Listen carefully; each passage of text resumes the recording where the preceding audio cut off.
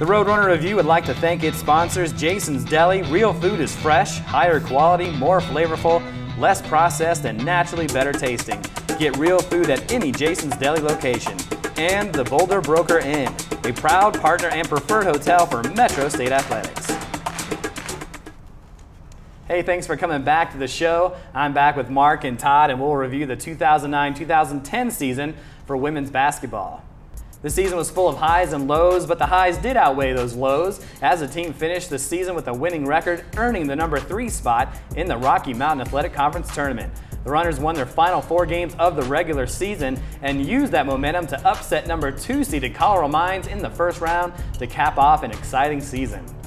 So guys, a lot of great moments from the season in women's basketball. I'll start things off this time as we talk about an upset earlier in the season as our Metro State Roadrunners upset number 3 Fort Lewis in the conference opener.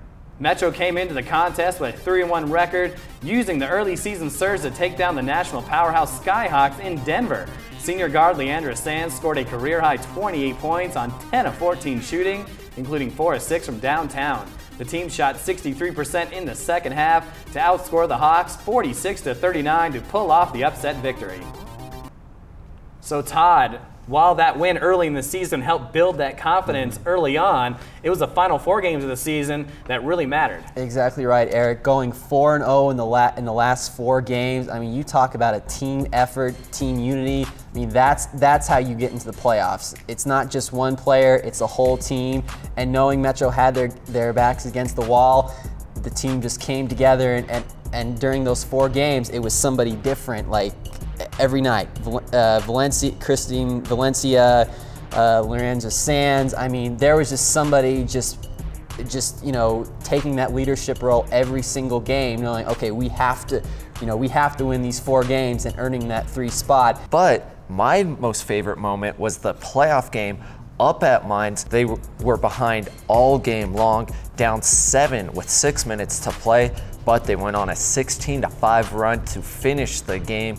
Jasmine Cervantes put Metro State ahead with a minute left, then a couple free throws from freshman Emily Wood iced the game. An incredible victory, one of my most favorite moments ever covering Metro State sports.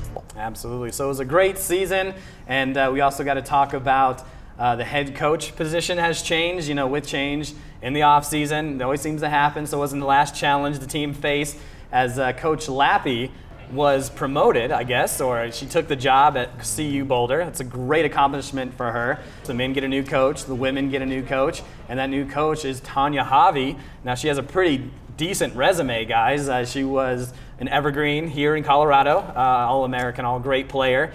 She also went on to play at Tennessee as an All-American player under Pat Summitt. Wow, I mean, you could end it there, but her resume doesn't end there at all. She also was an assistant coach at the University of Colorado under Seal Berry. She was also an assistant coach at DU, also at fellow RMAC school Regis. And she spent the last 4 years coaching at the head coaching spot of San Francisco University. Still ahead on the Roadrunner Review, we look back on the baseball season as well as the tennis season.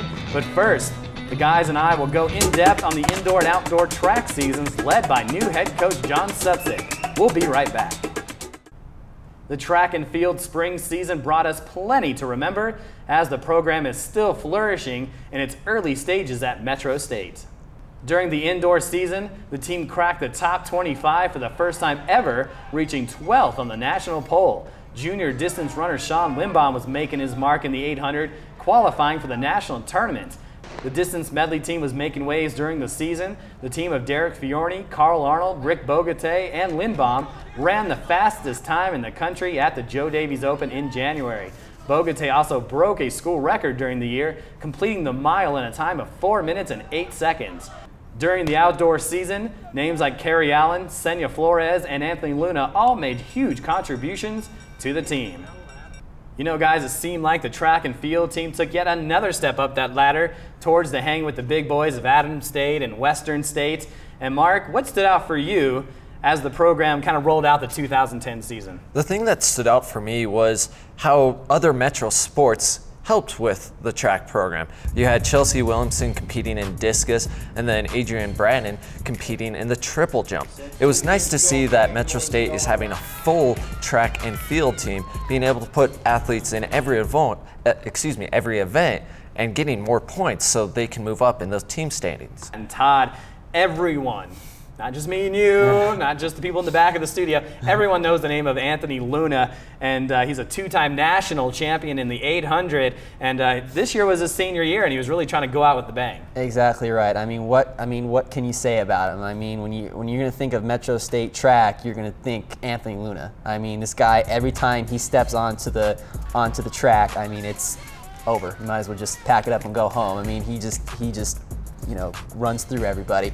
And obviously this year winning the 800 meter and the RMAC championship, I mean, is just putting another stamp on just an already awesome career. Definitely so, and so it was a great year. Coach John Supsick came right in for Peter Julian, did a great job. The team was qualifying for nationals, the distance medley relay team doing what they're doing. Senya Flores, only I believe a sophomore, she's going to be around again next year. So a lot of good things to expect from this team as they go into cross country in the fall, and of course indoor and outdoor track right after that. So that's pretty much it for our track field discussion. When we come back, we'll talk more about the baseball team and the tennis teams. So don't go anywhere. We'll be right back on the Roadrunner Review.